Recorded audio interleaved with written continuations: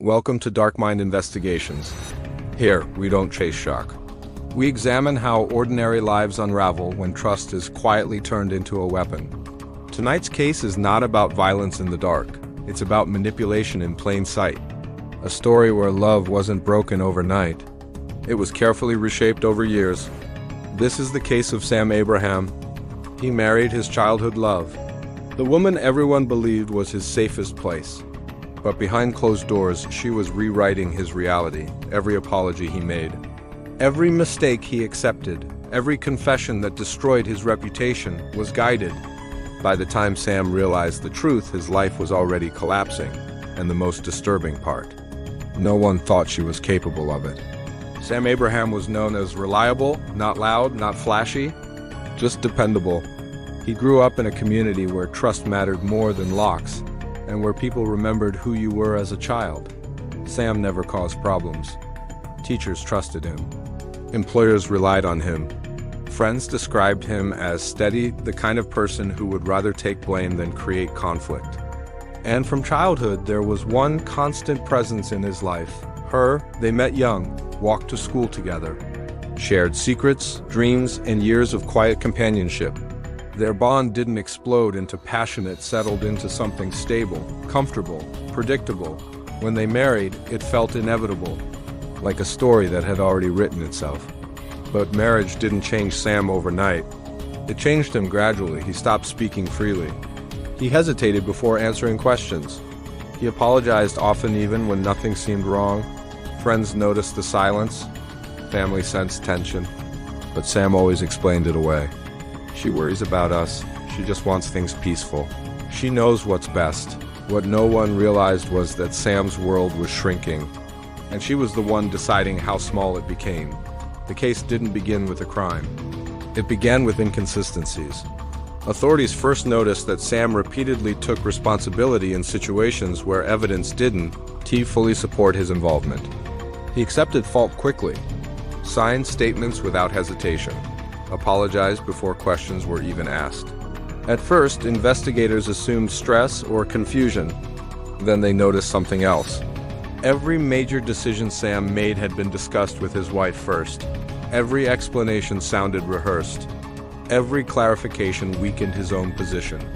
When communications were reviewed, a pattern emerged. She never issued commands. She never threatened, she suggested.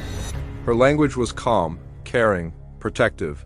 If you explain it this way, it will be easier. Trust me, admitting fault will keep us safe. If you don't agree, it means you don't trust me. Over time, Sam stopped trusting himself. Friends who questioned her version of events were labeled negative influences. Family members who expressed concern were described as manipulative or controlling.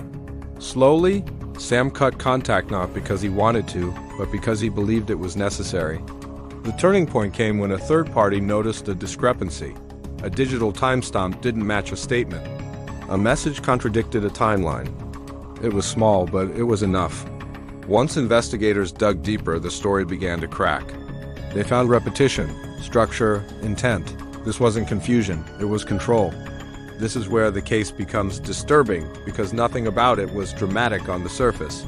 No shouting, no visible cruelty, no sudden violence. Just influence. Experts later described the relationship as a textbook example of coercive, psychological control, a method where autonomy is removed not through fear, but through dependency. Sam believed love meant compromise. He believed peace meant silence. He believed loyalty meant obedience. And those beliefs were used against him. Manipulation works best on people who want harmony, on people who avoid conflict, on people who trust deeply. Sam wasn't weak, he was consistent, he was empathetic, he was loyal, and those qualities were turned into leverage. Investigators noted how his confidence eroded over time, how he sought permission for simple decisions, how he doubted his own memory when presented with conflicting narratives. When separated from her influence, Sam struggled to answer basic questions without reassurance. He apologized reflexively. He looked to others for confirmation of reality. The most chilling realization came when Sam said this during questioning, "I thought love meant giving in." That sentence became the core of the case, because this wasn't about passion or anger. It was about control disguised as care. In the courtroom, emotion no longer mattered. Only patterns. Evidence replaced assumptions. Consistency replaced excuses. And the story everyone believed for years could no longer survive the facts. Sam Abraham walked away legally free, but psychologically changed. He is now rebuilding something many people never think about until it has gone: trust in his own mind. This case isn't just about one man or one marriage. It's about how easily perception can be shaped, how quietly control can grow, and how dangerous unquestioned trust can become. If this story made you uncomfortable, that's intentional. Because awareness is the only protection against manipulation you cannot see.